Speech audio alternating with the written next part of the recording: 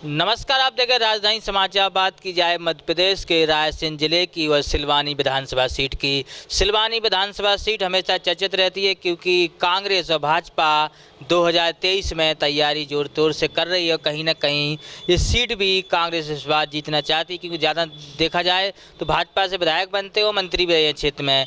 तो 2023 का महत्वपूर्ण चुनाव है। हमारे साथ नीलमणि शाह हैं जो जनपद उपाध्यक्ष रहे, आदिवासी कांग्रेस में प्रदेश महामंत्री हैं और कमलनाथ जी के बहुत करीब माने जाते हैं। 2018 के चुनाव में उतरे थे, 16,000 कुछ वोट मिले थे, कहीं ना कहीं दावेदारी भी दिखाई थी अपनी। कुछ समीकरण रहा जो चुनाव नहीं जीत पाए, लेकिन 2023 में सक्रिय हैं और जनता के बीच भी जा रहे और जनता से मिलजुल भी रहे। राजधानी समाचार में स्वागत है आपका शाह जी। पहले जी नमस्कार, धन्यवाद। क्या है इस बार क्षेत्र का माहौल? आप इस बार बहुत सक्रिय हैं।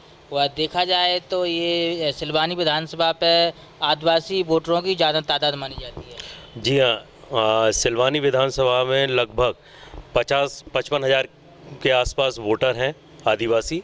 और इस बार हम वोटरों की जो मंशा है सिलवानी विधानसभा की, वो बदलाव की है। इस बार बदलाव है जनता की नज़रों में।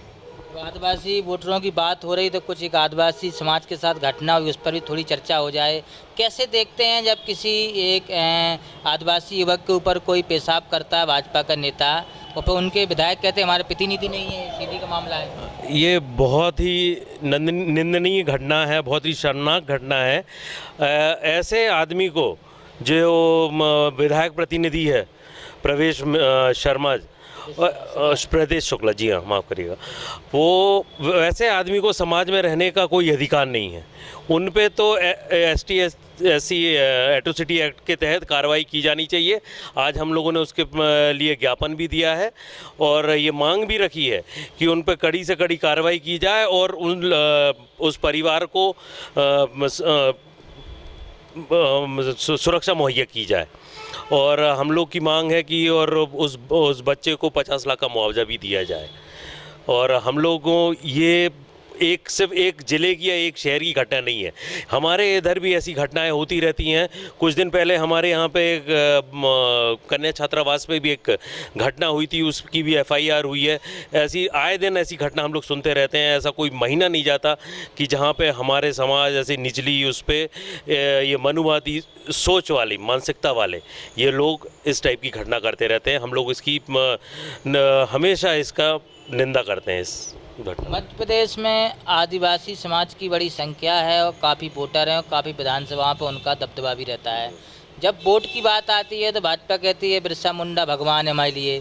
जब शिक्षा, पानी व स्वच्छता की बात आती है तो बहुत सारे आदिवासी अंचल क्षेत्र में आज भी सड़कें नहीं हैं, आज भी कोई मेडिकल कॉलेज नहीं है, आज भी कोई शिक्षा के कोई साधन नहीं है। मैं अलीराजपुर देख लें, चाहे झाबुआ देखें, चाहे बहुत सारे ज़िले हैं।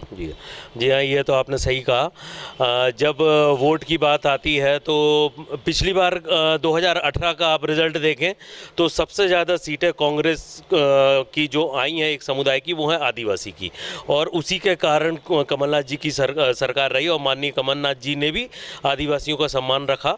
और जब ये सरकार जब गिराई गई तो आदिवासी ही एक सबसे बड़ा संगठन था जो बिका नहीं, जो कि गया नहीं।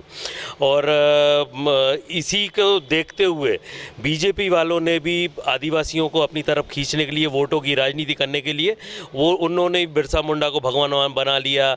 और इनकी सरकार तो कब से है यहाँ पर, मगर इनको रानी कमलापति के नाम पर इनने अभी प्रधानमंत्री जी आए, उन्होंने उद्घाटन किया अपने एक स्टेशन का। और यहाँ तक कि अपने अमित शाह जी भी आए, उन्होंने भी आदिवासी महापुरुषों के नाम पे कार्यक्रम किया। ये सिर्फ उनको लुभाने के लिए है। और आखिरी में देखते हैं तो ये लोग इस तरह की घटना करते हैं जो 4 दिन पहले हुई है अपनी सीधी में, और जिस पे इनको कोई और आखिरी में ये लोग, इनके विधायक जो वहाँ के जो विधायक हैं केदार शुक्ला जी, वो पल्ला झाड़ लेते हैं। वो उनमें इतनी रीढ़ की हड्डी भी नहीं है कि उसको अपने उससे हटा दें, उसकी निंदा करें उस घटना की, और कहते हैं कि हमारा आदमी ही नहीं है। ये तो मतलब सबसे बड़ी सोचने का विषय है। और रही आपने कहा कि यहाँ पे विकास की बात, अब हमारे रायसेन ज़िले में ही आदिवासी की बहुत बड़ी जनसंख्या है। हमारे रायसेन ज़िले में MBBS मतलब मेडिकल कॉलेज नहीं है। हम लोग इसकी मेडिकल कॉलेज की कई बार मांग कर दे रहे हैं। सिलवानी विधानसभा की बात करें, हम जैसे बता रहे हैं 55,000 से ज़्यादा वोटें हैं, 90 से ज़्यादा पोलिंग ऐसी हैं जहाँ आदिवासी बाहुल्य पोलिंग है। बराबर की बात नहीं कर रहा हूँ मैं, बाहुल्य पे है। और 100, 80, 50 वोटों वाली पोलिंग की तो अभी मैंने उसकी 40 से ज़्यादा है वो पोलिंग।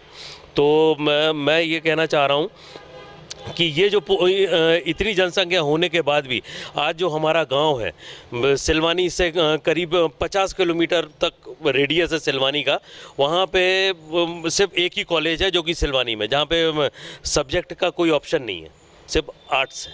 तो अगर हम लोग हमारे बच्चे लोग कोई दूसरा सब्जेक्ट लेना चाहें तो उनको बाहर जाना पड़ता है, जो कि पॉसिबल नहीं है, क्योंकि आर्थिक स्थिति पे उतने मौजूद नहीं हैं हम लोग। और दूसरा जो रेडियस है सिलवानी का, जो आखिरी गांव जैसे इस साइड करतौली है, वो भी 50 किलोमीटर है सिलवानी से। इस तरफ महका लमाने आओगे वो भी 50 किलोमीटर दूर है सिलवानी से। तो वहाँ पर हमारी बच्चियाँ, वो लोग, हम ही लोग का आना जाना इतना पॉसिबल नहीं है कि रोज़ आया जा सके, तो स्टूडेंट कैसे आएंगे? उस पर भी ट्रांसपोर्टेशन नहीं है। और जैसे प्रतापगढ़ है, प्रतापगढ़ एक हमारा सर्कल है, आदिवासी बाहुल है, जो कि यहाँ से 30 किलोमीटर सिलवानी थे। वहाँ कोई बैंक की सुविधा नहीं है, ना ATM की सुविधा है, ना बैंक की सुविधा है। तो आज कोई बैंक का काम आता है और वो लोग जब यहाँ पे आते हैं, अपना पूरा दिन भर पूरा यहाँ खर्च करते हैं, पता चले बैंक की लाइन में खड़े हैं और पता चल जाए कि एक अचानक से एक खबर आ जाए कि सर्वर डाउन है, उनका पूरा एक दिन ख़राब होता है। तो ये समस्याएं हम लोग के साथ होती हैं। हम लोगों की एक आज से नहीं, कई समय से मांग है। एक कॉलेज प्रतापगढ़ में, एक बमोहरी में, और दूसरा एक ATM और बैंक की सुविधा के लिए भी हम लोग की मांग सदा रही आई है।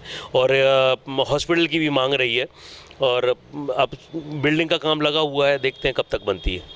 क्या है इस बार स्थिति सिलवानी की? आप भी क्षेत्र में जा रहे होंगे, जनता से मिल रहे होंगे, क्या चाह रही है इस बार क्षेत्र की जनता, आपके सामाजिक लोग? क्षेत्र की जनता इस समय तो पूरा बदलाव चाह रही है। हम लोग क्षेत्र में जाते हैं, अलग अलग जगह अलग अलग समाज से मिलते हैं, सबकी यही मांग है कि इस बार तो बदलाव चाहिए। सबसे बड़ा मुद्दा ये है कि इस कार्य कुछ नहीं हुआ है, सिर्फ दिखाने के लिए कहते हैं कि हमने कार्य किया है, पर असल जो कार्य है उनने अपने पार्टी के कार्यकर्ताओं का ही उनने भला किया है, जो मुख्य कार्यकर्ता है बस। और जो वोटर्स हैं उनका कोई काम नहीं है, उनका कुछ सिर्फ उपयोग किया गया है। ये बहुत अच्छे से मन बना ली है जनता ने, इस बार वो बदलाव की स्थिति में है सिलवानी। एक सवाल हो जाए सिंधिया जी की राजनीति को लेकर। आपके क्षेत्र में भी सिंधिया जी के बहुत करीबी हैं प्रभुराम चौधरी, पहले कांग्रेस में रहे, कांग्रेस ने उनको विधायक बनाया और फिर वो भाजपा में चले गए। क्या कहना चाहते हैं आप ऐसे विधायकों के लिए जो चले जाते हैं पार्टी छोड़ के? ये तो उन्होंने उनकी क्षेत्र की जनता के साथ बहुत बड़ा उन्हें विश्वासघात किया है। जिन्होंने उनको वोट देके उनको जिताया, उनका अपमान ही किया है। और मतलब शायद पता नहीं कौन सा स्वार्थ था, कहते हैं कि 35 करोड़ का उनको जो लालच दिया गया, जिसके कारण वो गए थे। सिंधिया जी की क्या मजबूरी थी, क्या लालच था जिसके कारण वो गए? और निश्चित ही इस बार वो जनता उनको उनका सही जगह पहुंचाएगी। इस बार उनकी जनता भी, अभी हम लोग बैठे थे, कुछ लोग आए थे, जो मैंने बताया हम लोग ज्ञापन देने गए थे, तो वहाँ पे हम लोग को साथ देने के लिए उस क्षेत्र के लोग भी आए थे। तो वो लोग भी कह रहे थे इस बार जनता उनको सही मुकाम दिखाएगी। आप सिलवानी विधानसभा में लगातार घूम रहे, कांग्रेस पार्टी के बड़े नेता भी हैं।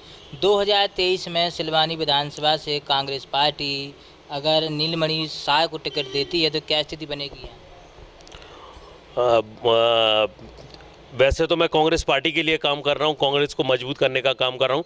पार्टी की मंशा और कमलनाथ जी की इच्छा के ऊपर है वो किसको टिकट दे। अगर मेरे को टिकट देती है तो पार्टी को मजबूती, जो बहुत टाइम से जो विश्वास जो कांग्रेस ने खोया था इस क्षेत्र में आदिवासी बीजेपी को वोट देता है वो वापस हासिल करेगी।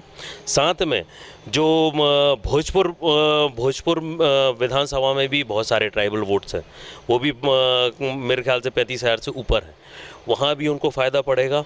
यहाँ पे देवरी विधानसभा सागर ज़िले में केसली सिलवानी से लगा हुआ क्षेत्र है, केसली जो कि ट्राइबल है देवरी विधानसभा का, वहाँ भी वो ट्राइबल एकजुट होंगे, कांग्रेस को वोट करने का काम करेंगे। और साथ में जो ऐसा सिर्फ ट्राइबल के लिए नहीं, यहाँ पे जो है सब मतलब हर जातीय समीकरण देख लीजिए, हर सामाजिक संगठन देख लीजिए, किसी का कोई विरोध नहीं है, किसी का सबका समर्थन हमको है। हर सबके सुख दुख में हम लोग जाते हैं और हम लोग को सबका समर्थन है, किसी से कोई हम लोग की ऐसी बुराई नहीं है। निश्चित ही कांग्रेस को फ़ायदा ही पड़ेगा। और माननीय अगर कमलनाथ जी अगर विश्वास दिलाते हैं, विश्वास अगर करते हैं, वो जो जिम्मेदारी देना चाहें, चाहे तो चुनाव लड़वा दें, चाहे तो कहीं पे ड्यूटी करा दें। जीत जाएंगे आप सिलवानी से अगर कांग्रेस टिकट देगी? आपके सामने अच्छा। गद्दावर नेता हैं भाजपा के रामपाल सिंह, अगर आपको कांग्रेस टिकट दे नीलमणि शाह को, चुनाव जीत जाएगी कांग्रेस? निश्चित ही कांग्रेस जीतेगी।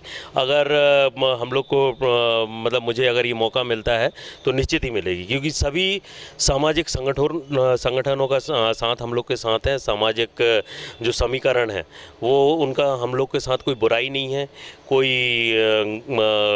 विरोध नहीं है, सब हम लोग को सपोर्ट करते हैं। हमने सबकी लड़ाई लड़ी है, सबके सुख दुख में हम लोग गए हैं और निश्चित ही हम लोग निरंतर हम लोग उन लोग के बीच बने रहते हैं, उन लोग के साथ काम करते हैं। तो हर संगठन, चाहे आप आदिवासी सबसे बड़ा वोट बैंक है, वो हम लोग को सपोर्ट करेगा।